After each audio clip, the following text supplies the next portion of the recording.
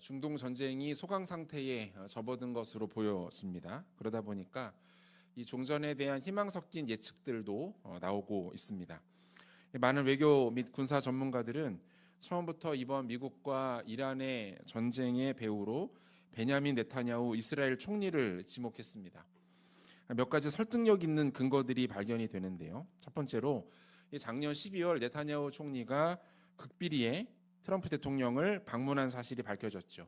그리고 이 자리에서 중동 정세에 대한 다양한 의견들을 나누었다라고 알려져 있는데 아마 이때 이 전쟁에 대한 본격적인 이야기들이 있었을 것이다라고 많은 전문가들이 이야기를 합니다. 그리고 약 2개월이 지난 후에 전쟁이 시작되었죠.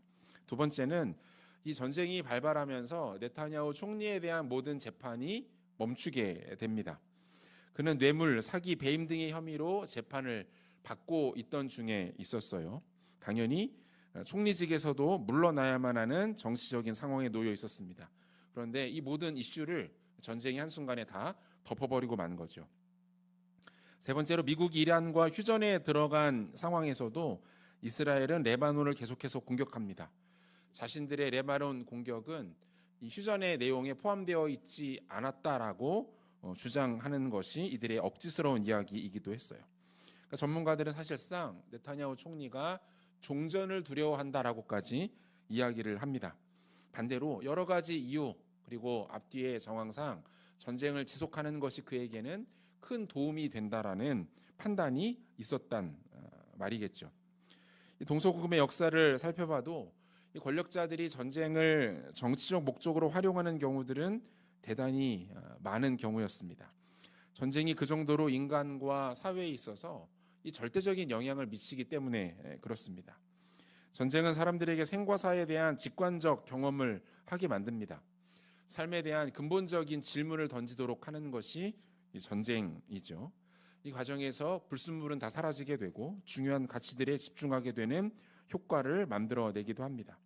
결정적으로 전쟁은 모든 이슈와 여러 가지 복잡한 사안들을 단번에 빨아들이는 블랙홀 같은 역할을 하게 되는 거죠. 그럼에도 불구하고 절대로 있어서는 안 되는 것, 반복되어서는 안 되는 것이 이 전쟁입니다. 당연히 인간들의 간사하고 파괴적인 목적과는 다르지만 하나님께서 당신의 백성들을 인도하실 때에 이 전쟁이라는 도구를 적절하게 사용하셨던 것을 보게 됩니다. 하나님은 지금까지 이스라엘 백성들에게 여러 모양의 전쟁들을 경험하게 하셨어요. 가장 강렬했던 기억은 역시 애굽 땅에 내려진 10가지 재앙이었죠. 10가지 재앙이 애굽 땅에 내려지게 되는데 이것은 단순한 천재지변 정도가 아니었어요. 이것은 애굽의 신들에 대한 여호와 하나님의 응징이었고 전쟁이었습니다. 하나님 당시 애굽 사람들이 신으로 여겼던 것들을 하나하나 불러내어 깨뜨리십니다. 이게 10가지 재앙이었던 거죠. 모든 것들을 정리하신 이후에 마지막 10번째로 애굽 땅의 온 장자들을 죽이시면서 무엇을 제거하십니까? 그들의 살아있는 신 그리고 미래의 신이었던 바로의 장자까지 죽여버리시면서 하나님의 위대하심을 온 애굽 땅 가운데 드러내셨던 것이 하나님의 방법이었던 거예요. 이 출애굽을 경험한 이스라엘 백성들은 이 모든 과정을 통해서 전쟁에 능하신 하나님, 전쟁을 통해서 반드시 승리하시는 하나님, 전쟁을 통해 모든 것을 평정하시는 하나님을 두 눈으로 똑똑히 목격하게 되죠. 광야를 지나면서도 마찬가지였습니다. 가장 대표적인 사례가 르비딤에서 겪었던 아말렉과의 전투였어요. 아말렉은 당시에 정규군을 보유하고 있었습니다. 편성되어 있는 정확한 군대 조직, 그리고 훈련된 병사들, 그들이 손에 쥔 무기들이 있었다는 거예요. 반면 이스라엘은 오합지졸에 불과했고 무기도 변변치 못했어요. 모세는 아론과 훌을 데리고 전장이 한눈에 내려다 보이는 산으로 올라갑니다. 여호수아는 장정들을 이끌고 아말렉 군사들과 맞서 싸웁니다. 신기한 일이 벌어졌죠. 모세가 산 위에서 손을 올리면 이스라엘이 이깁니다. 모세의 손이 피곤하여 내려가면 아말렉이 이깁니다. 전투가 벌어지는 곳은 선 아래였는데 전쟁의 승패가 결정되는 곳은 산 위, 정확하게는 하나님께 기도하는 자리였다라는 것을 이들은 경험하게 되죠.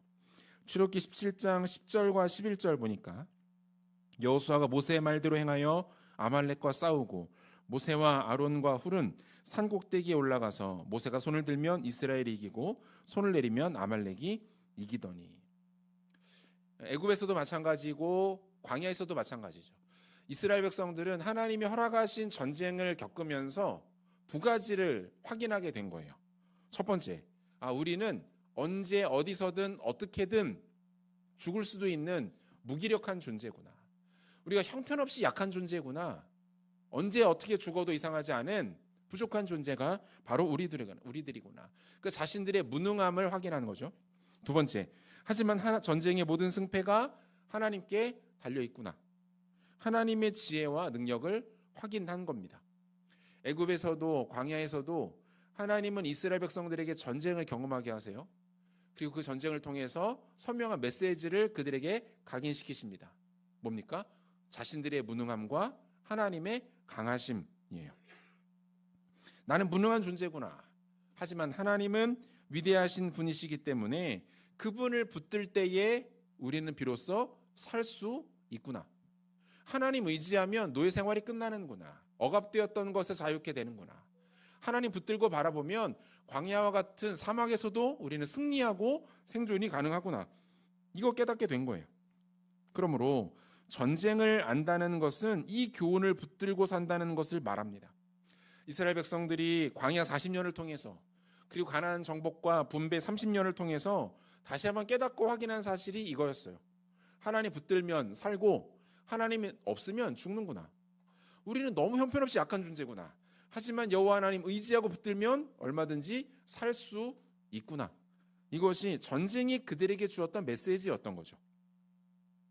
하지만 이스라엘 백성들의 다음 세대들이 가나안에 정착하면서 동시에 더 이상의 전쟁도 방황도 경험하지 않으면서 그들은 어떻습니까? 다른 세대가 되어갑니다. 전쟁이 사라졌어요. 그래서 전쟁을 경험하지 못합니다. 그러다 보니 전쟁을 통해 주어지는 중요한 메시지도 자연스럽게 잃어버리게 된 거죠. 생각이 바뀝니다. 내 힘으로도 충분하구나. 내 능력과 소유 가지고 얼마든지 돌파할 수 있겠구나. 하나님 없어도 하나님 의지하지 않아도 내 삶을 살아내는 것이 어렵지가 않구나. 자신은 커지고 하나님은 작아지게 되는 거예요. 전쟁에 대한 교훈을 잃어버리면서 자신은 커집니다. 그리고 하나님의 존재는 작아집니다. 우리는 이것을 가리켜서 교만이라고 불러요. 그러므로 전쟁을 기억하지 못하는 세대들에게서 나타나는 가장 대표적인 특징 뭡니까? 교만함이에요. 예배하지 않고도 하나님께 기도하지 않고도 얼마든지 살아갈 수 있다는 생각. 이게 교만의 핵심이에요. 20세기 초반부터 사회 발전과 종교의 흐름을 주제로 한 세속화 이론이라는 것들이 사회학자들 사이에서 많이 연구가 되었었어요. 산업화 그리고 근대화의 진행에 따라서 종교의 사회적 영향력, 개인에 대한 가치가 점점 실종되고 사라지게 될 것이다 라는 주장이었습니다. 대표적인 학자가 독일의 사회학자였던 막스 베베르라는 사람이었는데 이 사람의 프로테스탄트 윤리와 자본주의 정신이라는 책에서 세계의 탈종교화라는 개념을 처음으로 제시해요. 한마디로 말하면 과학이 발달하고 사람들에게 이성이 강조되면서 경제적인 풍요가 생기고 소위 말해 사람들이 편안해지고 살만해지면서 종교의 영역들은 점점 줄어들게 될 거라는 거예요. 사람들이 하나님 찾지 않게 될 거라는 거예요. 하나님이 사람들이 눈에 보이지 않는 가치에 의지하거나 그것을 바라보는 일들은 없어지게 될 것이다 라는 주장이었어요. 실제로 그의 주장은 일부 현실화되었죠. 기독교의 확장과 부흥이 서방의 선진 국가들에게서 제3세계와 남반구 위치한 국가들로 빠르게 이동하게 됩니다. 그리고 이러한 현상을 우리가 굳이 멀리서 찾을 필요가 없어요. 우리나라의 경우가 또한 대표적이죠. 우리나라가 산업화와 선진국화를 거치면서 복음화율이 현저하게 낮아지는 과정 가운데 놓여 있죠. 여러 이유와 분석이 가능하겠지만 결정적인 이유는 무엇일까요? 오늘 본문의 표현대로 말하면 전쟁을 기억하지 못하는 세대가 많아지고 있는 겁니다. 삶의 처절함과 고난을 잊어버린 세대. 하나님 없이도 자신의 소유, 지혜, 힘으로 얼마든지 살아갈 수 있다라고 생각하고 있는 세대가 많아지면서 자연스럽게 그들 가운데 영적 교만함이 들어차고 있는 것을 보게 되죠. 하나님은 이스라엘 백성들이 전쟁을 알지 못하는 다른 세대가 되는 것을 원하지 않으십니다. 그래서 어떻게 하십니까? 그들에게 전쟁을 가르치세요. 전쟁을 경험하는 방식으로 당신의 백성들을 시험하십니다. 본문 1절과 2절 상반절을 보니까요. 여호와께서 가나안의 모든 전쟁들을 알지 못한 이스라엘을 시험하려 하시며 이스라엘 자손의 세대 중에 아직 전쟁을 알지 못하는 자들에게 그것을 가르쳐 알게 하려 하사, 이렇게 돼 있어요. 이 시험의 구체적인 과목은 뭡니까? 이스라엘 백성들 가운데 이방 민족들을 남겨두시는 것이었어요. 본문 2절 하반절, 남겨두신 이방 민족들은, 이렇게 돼 있죠. 여기서 이게 남겨두신 히브리어로 힌니아흐라는 단어가 사용되고 있는데, 이게 머물다라는 동사의 사역동사형이 사용되고 있어요. 사역동사라는 거는 뭐냐면 자신의 의지나 힘이 아니라 또 다른 누군가의 의지 또는 불가항력적인 이유로 인해서 그렇게 할 수밖에 없는 상태가 된 것을 표현하는 게 이 사역동사라는 겁니다. 한마디로 말하면 하나님의 의지와 간섭하심으로 이방 민족들이 남게 되었다는 거예요. 하나님께서 그들을 의도적으로 남겨두셨다는 거예요. 물론 이스라엘이 이들을 끝까지 진멸하지 않은 거 사실입니다. 그들을 다 쫓아내지 않고 일부 그들을 남겨서 그들을 노예로 삼고 그들의 문화를 흡수하려 했던 것도 사실이죠. 하지만 그럼에도 불구하고 하나님이 원하셨다면, 하나님이 마음 먹으셨다면 그들을 얼마든지 모두 제거하고 물리치시는 것이 가능했겠죠. 그런데 하나님이 그렇게 하지 않으십니다. 그들을 남겨두십니다. 왜요? 의도와 목적이 있으셨던 거예요. 자, 그러면 어떤 민족들을 남겨두셨는가? 3절에 나오죠. 블레셋의 5 군주들과 모든 가나안 족속과 시돈 족속과 바알 헤르몬 산에서부터 하맛 입구까지 레바논 산에 거주하는 히위 족속이라. 그러니까 하나님이 의도적으로 이스라엘 곁에 남겨두신 족속의 목록들이 소개됩니다. 4개의 민족들을 남기세요. 블레셋, 가나안, 시돈, 히위. 이들이 어쩌다 보니까 남게 된 족속들이 아니에요. 하나님이 정확한 의도와 목적을 가지고 이 4개의 족속들을 남겨두셔서 이스라엘 백성들을 사방에서 우겨싸게 하십니다. 자, 블레셋 족속은요, 당시에 가장 강력한 군사력과 기술적, 문명적 우위를 갖고 있었던 민족이었어요. 그러니까 한마디로 가장 강대국이었어요. 어느 나라나 마찬가지죠. 주변에 힘이 센 강대국, 특별히 군사력이 강한 강대국이 있으면 위축됩니다. 늘 눈치를 보게 돼요. 동태를 살피게 됩니다. 저들이 우리를 쳐들어오면 어떡하나, 저들과 분쟁이나 갈등이 생기면 안 되는데 위축될 수밖에 없어요. 그런 존재가 가나안 족속이었고, 블레셋 족속이었고요. 두 번째, 가나안 족속은 우리가 계속해서 살핀 것처럼 물질적 풍요와 세속주의 문화를 갖고 있었습니다. 그러니까 이들은 어떤 역할을 하는 거예요? 이스라엘 백성들 곁에 있으면서 끊임없이 그들을 유혹합니다.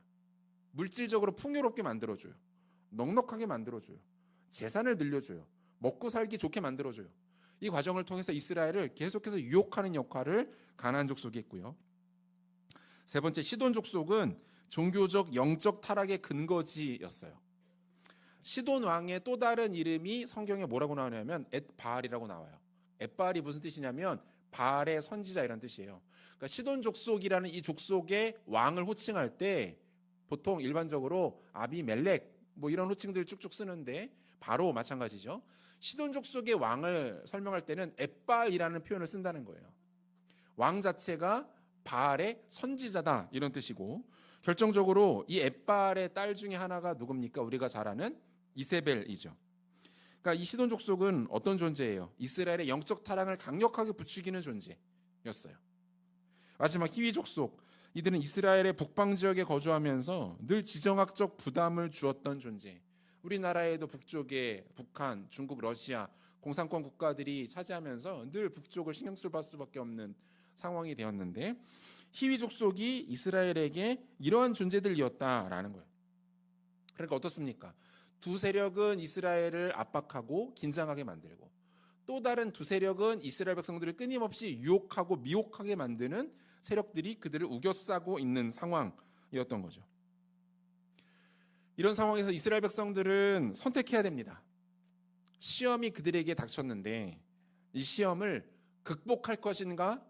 아니면 이 시험 앞에 굴복할 것인가? 시험을 극복할 것인가? 아니면 시험 앞에 굴복하고 말 것인가? 이 중요한 결정 앞에 이스라엘 백성들이 서 있는 거예요.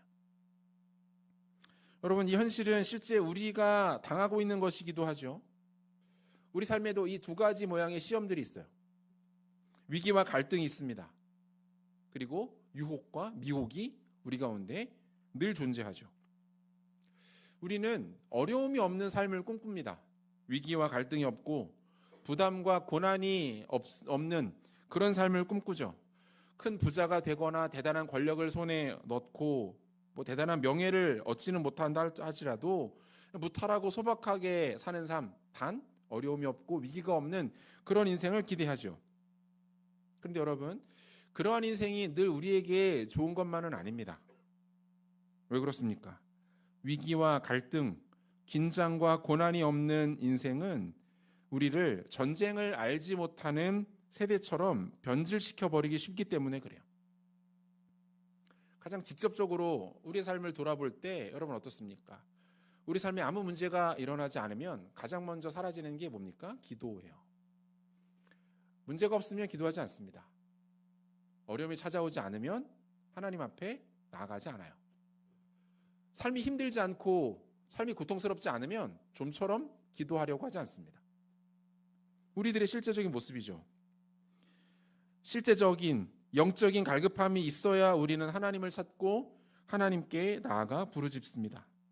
따라서 무탈하고 평안하기만 한 것이 늘 우리 영혼에 좋은 것은 아니죠. 때로는 시험이 필요합니다. 학생들은 시험을 앞두고 있어야 비로소 공부를 합니다. 그리고 그 과정을 통해 성적이 올라가고 지식이 늘어나죠. 시험은 결코 유쾌하지는 않지만 반드시 필요한 것은 분명합니다. 1991년에 미국 애리조나주에서 바이오스피어 2라는 생물학 실험을 진행한 적이 있어요. 사막 한복판에 축구장 크기 2개만한 온실을 조성합니다. 그리고 식물이 성장하고 열매를 맺을 수 있는 최적의 조건을 인공적으로 만들어 준 거예요. 바람도 너무 세게 불지 않습니다. 가장 적절한 정도의 바람이 불고 온화한 기후를 맞추어 주어서 어떤 조건이 식물과 나무들을 가장 빠르게 자라게 할 수 있는지, 그 과정에서 나타나는 특징들은 무엇인지를 연구하기 시작해요. 그런데 어느 순간이 되면서 식물들이 더 자라지 못하고 부러져서 죽는 일들이 계속 발생하더라는 거예요. 그 이유를 연구해 봤더니 역설적이게도 스트레스의 부재 때문이었어요.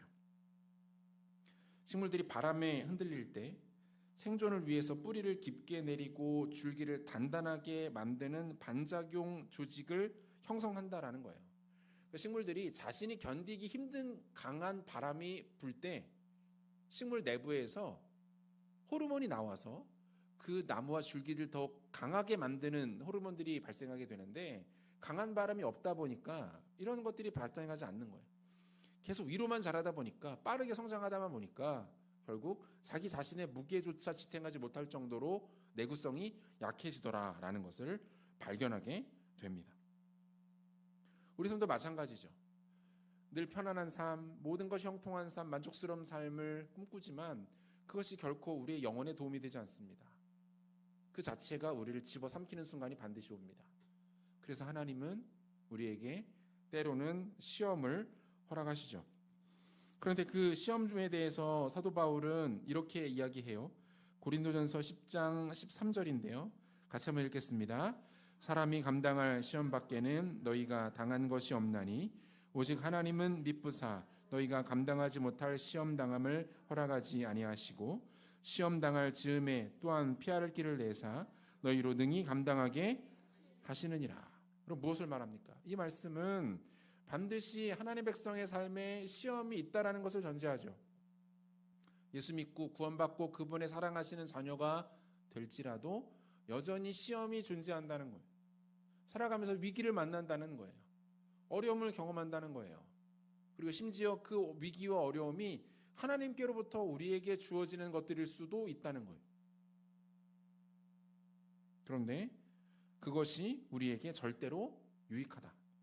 견뎌낼 수 있는 시험을 주신다. 그 시험을 통해서 내가 하나님과 더 가까워지고 친밀해지고 주님의 마음과 뜻을 알게 되어지고 영적인 성숙과 영적인 근육들을 갖추게 된다라고 말씀하고 있는 거죠. 그렇다면 이러한 시험을 대하는 우리들의 자세는 어때야 하겠는가? 그것이 오늘 본문의 결론으로 주어지고 있는 거죠. 자, 결론은 기준입니다. 하나님의 말씀 기준을 붙드는 것이 가장 지혜로운 방법이다라고 말씀하고 있어요. 본문 4절인데요. 4절 같이 한번 읽겠습니다. 남겨두신 이 이방 민족들로 이스라엘을 시험하사 여호와께서 모세를 통하여 그들의 조상들에게 이르신 명령들을 순종하는지 알고자 하셨더라. 이렇게 되어 있어요. 하나님께서 이스라엘 백성들에게 시험을 주십니다. 이방 민족들을 그들 곁에 남겨두시고 그들로 하여금 공격 또는 유혹을 받게 하시죠. 이 시험을 통해서 확인하시고자 했던 것은 단 하나예요. 뭡니까? 모세를 통해 이들에게 주셨던 말씀을 지키는가 그렇지 못하는가? 말씀의 기준 가운데 그들이 거하는가? 아니면 자기 소견에 옳은 대로 행하는가? 결과적으로 이들은 이 기준에 부합하지 못하죠. 이 시험 당하면 실패합니다. 이 시험 앞에 굴복하고 말죠. 그럼에도 불구하고 이들이 반드시 기억해야 됐던 것은 뭡니까? 하나님의 명령과 말씀을 붙드는 것이었어요. 그 내용은 무엇이었습니까? 우리가 이미 살핀 바가 있는데 출애굽기 23장 31절에서 33절까지 말씀입니다. 한 절씩 교독하고 마지막 절은 같이 한번 읽겠습니다. 제가 먼저 읽겠습니다. 내가 내 경계를 홍해에서부터 블레셋 바다까지 광야에서부터 강까지 정하고 그 땅의 주민을 내 손에 넘기리니 내가 그들을 내 앞에서 쫓아낼지라. 너는 그들과 그들의 신들과 언약하지 말라. 같이 읽습니다. 그들이 내 땅에 머무르지 못할 것은 그들이 너를 내게 범죄하게 할까 두려움이라. 내가 그 신들을 섬기면 그것이 너의 올무가 되리라. 그러니까 우리가 사사기 1장, 2장 살피면서 계속해서 강조하고 확인했던 내용들 아닙니까? 하나님 이스라엘 백성들을 가나안으로 들여보내시면서 계속해서 요구하시잖아요. 심지어 당부하시잖아요. 그들과 교제하지 말아라. 그들과 소통하지 말아라. 그들 따라가지 말아라. 무슨 말입니까? 구별되라는 거예요. 구별되라. 다른 말로 표현하면 거룩해져라. 하나님 백성답게 구별된 모습으로 그 땅에 존재하고 살아가라. 이것이 하나님께 영광이 된다는 거예요. 다른 그 무엇이 영광이 아니라 하나님께서 허락하신 그 자리에서 구별되어 거룩한 존재로 존재하며 살아가는 것이 하나님께 영광이라고 말씀하고 있는 거죠. 너희들 눈에 그것이 아무리 좋아 보여도 모두가 그것이 맞다라고 주장하며 달려갈지라도 그쪽으로 가지 않고 그것을 선택하지 않으면 바보같이 여겨지고 뒤처진 사람처럼 보일지라도 하지 말라는 거예요. 하나님 백성의 존귀함을 구별됨을 지켜내라고 말씀하고 있는 거예요. 구원받은 자답게 명예롭게 자존심 지키며 주어진 인생을 살아가라고 말씀하고 있는 거죠. 다니엘과 그의 세 친구들의 삶은, 그들이 특별히 포로 생활과 타향에서 살았던 삶은 세상을 살아가는 하나님 백성들이 어떠해야 하는지를 우리에게 분명하게 보여줍니다. 그들에게는 여러 차례 그리고 여러 종류의 시험들이 있었죠. 왕의 진미가 그들에게 제공되기도 했고요. 풀무불의 위기가 있었습니다. 사자굴의 위협도 받았어요. 때로는 유혹으로, 때로는 핍박과 박해로 바벨론과 페르시아 제국 한복판에서 그들은 여러 가지 모양으로 시험을 만났습니다. 그런데 그때마다 그들의 선택은 같았죠. 뭡니까? 기준을 붙들었어요. 하나님의 말씀을 선택합니다. 부모로부터 들었던 이야기들, 조상으로부터 전해 들었던 하나님의 말씀들, 율법을 통해 익히고 배우고 암기했던 내용들, 그것이 진리인 줄 알고 그 가운데서 벗어나지 않아요. 그 길이 유일한 길이고 단 하나의 길인 줄로 믿고 그 가운데 거할 것을 결단합니다. 사랑하는 성도 여러분, 하나님 말씀을 듣고 읽고 암기하고 그 뜻을 풀어서 기억하고 이러한 것들이 우리 일상 가운데 반복되는 것은 너무 중요한 일들입니다. 기준이 확실해야 그것을 붙들 수 있죠. 기준이 우리 눈앞에 커 보여야 됩니다. 우리 도처에 널려 있어야 합니다. 언제든지 손을 뻗으면 닿을 만한 곳에 있어야 합니다. 하나님 앞에 예배하는 분량도 중요하고요. 우리 기도 시간도 매우 중요합니다. 얼마나 말씀을 많이 듣는지, 읽는지, 보는지, 그 뜻을 이해하고 알고 있는지도 중요합니다. 모두 중요한 내용들이에요. 그것이 우리 기준을 형성하고 그 기준이 우리 삶 가운데 강하게 자리하고 있어야만 그것을 굳게 붙들 수 있기 때문에 그런 거예요. 보통 공부를 잘한다고 하는 학생들을 가까이에서 지켜보면 공통적으로 발견되는 특징이 있죠. 이것은 뭐 교육 과정이 아무리 바뀌고 시대가 달라져도 예나 지금이나 크게 달라지는 것 같지 않아요. 어떤 과목을 불문하고 기본은 뭡니까? 다독이죠, 다독. 많이 읽는 거예요. 해당되는 범위나 내용을 계속해서 읽고 또 읽고 암기하고 머릿속에 통째로 집어넣는 거. 제가 그 학교 다닐 때 입학한 후부터 과수석을 단 한 번도 놓치지 않았던 저였다면 좋았겠지만 저는 아니었고 제 이제 후배가 있었어요. 한 번은 그 친구가 시험이 한 주 연기되었다고 굉장히 속상해하는 거예요. 시험 보러 갔다가 그냥 오더라고요. 그래서 그 친구는 보통 가서 빨리 쓰고 나오기도 하기 때문에 그런 줄 알았는데 시험이 한 주 연기되었다고 굉장히 속상해하면서 다시 돌아왔어요. 제가 이해하는 건 뭐였냐면 빨리 시험을 끝내야지 마음 편하게 노는데 그러지 못하고 한 주를 더 이 부담을 안고 살아가야 되니까 이게 불편했구나, 그래서 속상해하는구나라는 저의 얄팍한 생각. 이제 전형적인 공부 못하는 사람들의 접근과 해석이죠. 노는 것, 마음 편하게 노는 것에 방점이 찍혀 있는. 그런데 이 친구는 아니었어요. 이미 시험 범위를 한 10여 번 이상 공부했어요. 이미 다 알고 있는 거예요. 그러니까 이대로 가서 시험을 봐도 이변이 없는 한, 갑자기 막 보다가 기절을 한다든지 뭐 그런 경우가 아닌 이상 시험 보면은 A+를 받을 수 있는 이미 그런 수준이었어요. 그런데 어때요? 한 주도 연기되었기 때문에 공부를 더 해야 되는 상황이 발생하는 거예요. 그게 답답한 거예요. 이미 시험 범위를 한 12번 정도 봤는데 한 주 연기되는 바람에 졸지에 22번 보게 된 거예요. 이 상황이 답답하다라는 이야기를 하는 것을 들으면서 역시 나와는 다른 존재구나라는 것을 확인할 수가 있었는데, 여러분 이게 능력이죠. 진리에 집중하고 그것을 고집스럽게 붙드는 데에서 힘이 나오는 겁니다. 고리타분하다고 생각하지 마십시오. 하나님 말씀이 진리이기 때문에 그것을 물리적으로 붙들고 가까이 할 때에 거기서 권세가 있고 능력이 있습니다. 그것이 크게 보여야 붙들죠. 말씀을 모르는데 어떻게 순종합니까? 말씀이 마음에 와닿지 않는데 어떻게 그것을 선택합니까? 기도의 분량이 차서 마음이 뜨겁지 않은데 어떻게 죄를 이겨냅니까? 여러분 그런 건 없습니다.